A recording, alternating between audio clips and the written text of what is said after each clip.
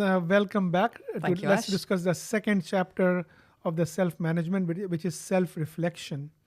And self-reflection is a very important skill. Absolutely. It's an important skill, but it is not so common. Yeah. So like it says that the common things are not very common. Yeah.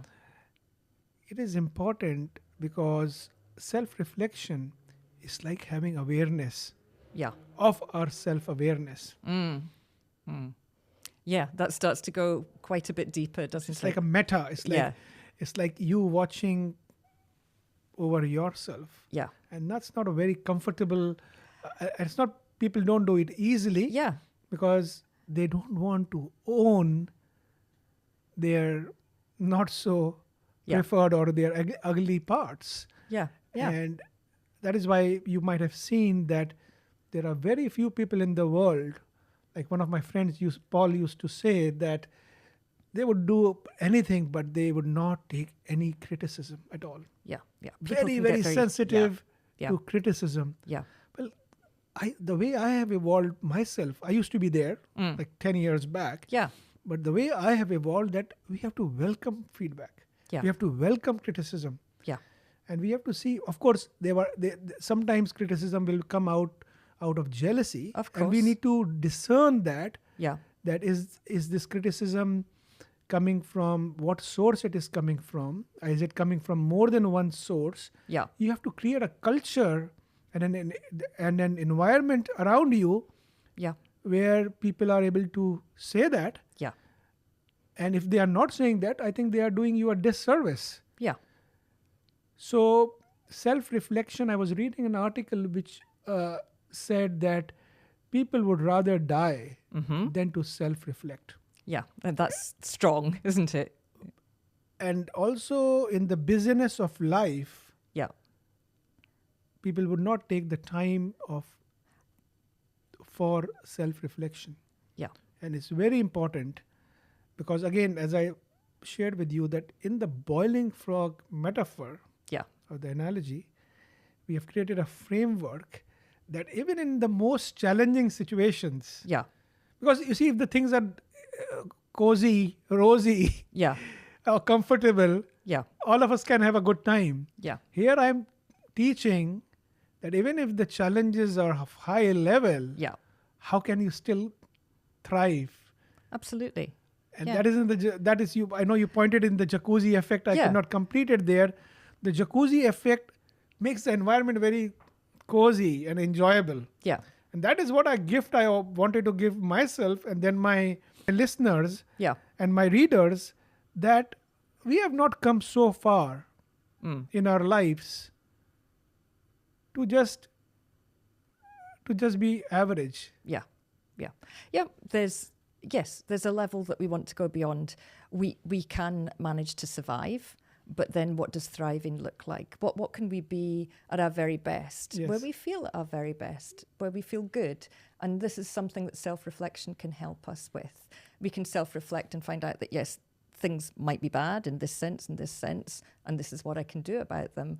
But then there's a level beyond that, which is, it's not just about living, it's about living well. It's about living being well. able to create, being able to grow, to have that growth mindset, which you go into later on in the book, but to become the creative people that we can be, to become whole people. But it's a hard thing to do, as you say. It's hard to self-reflect. And it's good to reframe that as feedback in the coaching context, because your coach will feed back to you and you will notice things about yourself, and some of those things could be uncomfortable.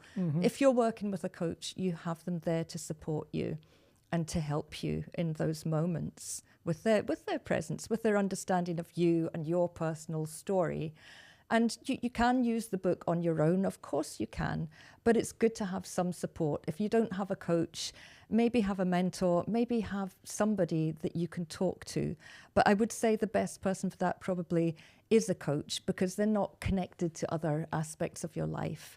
They're that neutral person you can go to, that neutral space where obviously they want you to thrive. They're in on that mission with you, Yes. but they're just not connected to the other parts of your life. You can be confident that anything you bring, the good, the bad, and the ugly, is being treated with respect, and that it's in total confidence. You can just really be who you need to be. You can take a good look at yourself, and you can feel safe in doing that. And that will really help. That will help you to move forward to the next level, to find resilience, to find the way to thrive. Absolutely. I mean, Yeah. one of the things, Fionnuala, in addition to what you said, that Yeah. the quality of the emotions we feel on a day-to-day basis, Mm-hmm.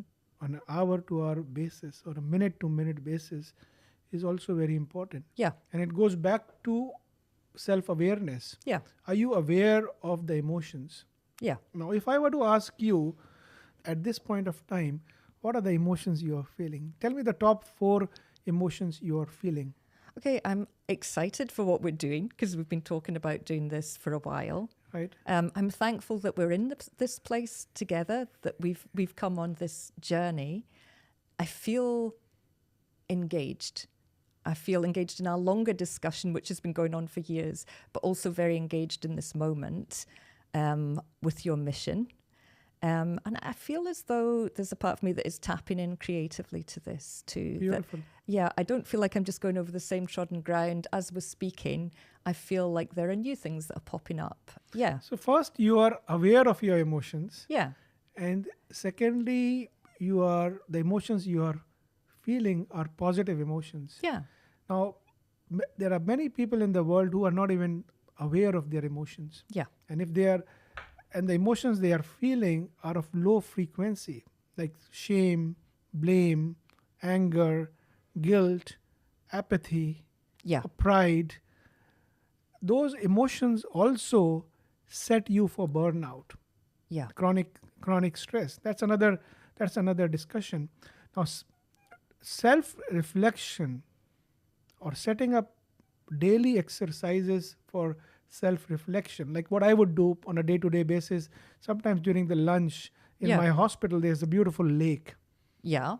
I would go walk to the lake and I would reflect on the most meaningful encounters I've had in the morning with the patients, with the families, with my colleagues. Yeah. I would connect to my breathing. Yeah. I would connect with my emotions. One should be able to set up some daily practices Yes. like mindfulness, journaling, Yeah. Absolutely. or connecting with others Yeah. to help them to reflect. Yes. And also what happens with the reflection, like you mentioned about like in the book, the illustration in the self-reflection is that there's a frog who's looking into the water, its yeah, image, let's have a look. Yeah. and the frog can see a murky image of themselves. And there's another frog, and the other frog is wearing the cap of the coach. Yeah. And also holding the hand. Now the hand Yeah. with support. Now one of my friends, Phil, Yeah. in US, he says that nobody grows till someone cares. Yeah.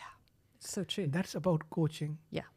Coach helping you to self-reflect Yeah. in areas where you feel more comfort. Yeah. So there are 2 things. First, bringing your awareness of where you are at this point of time. Yeah.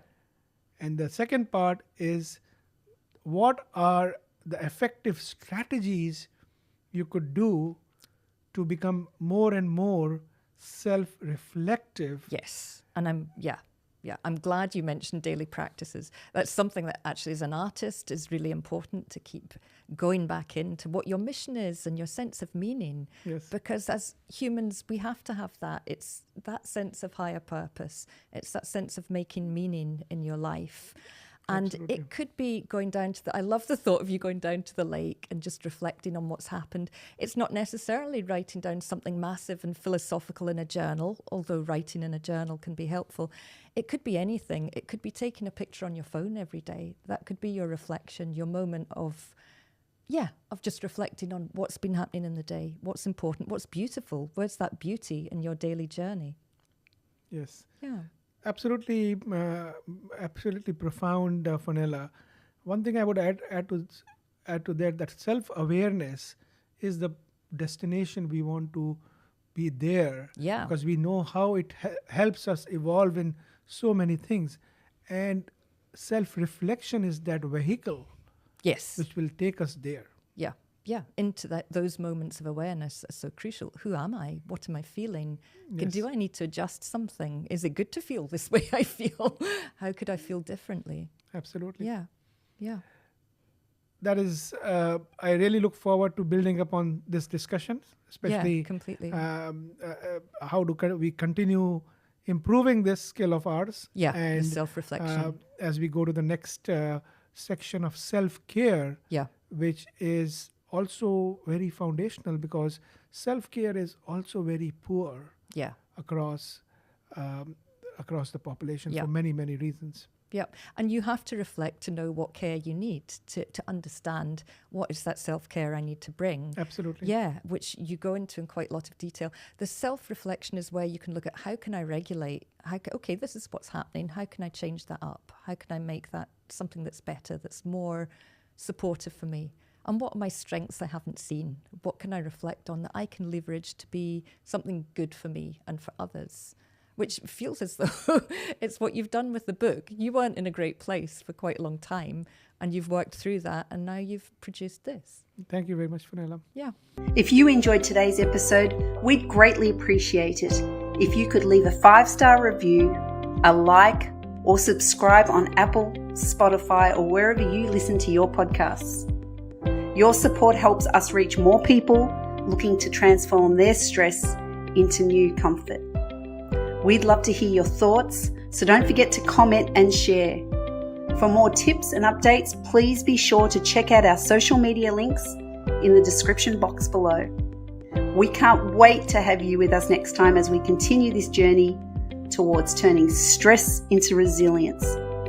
Remember, it's not the stress itself, but how we rise above it that defines our strength. So stay resilient and keep thriving, and we will see you next time.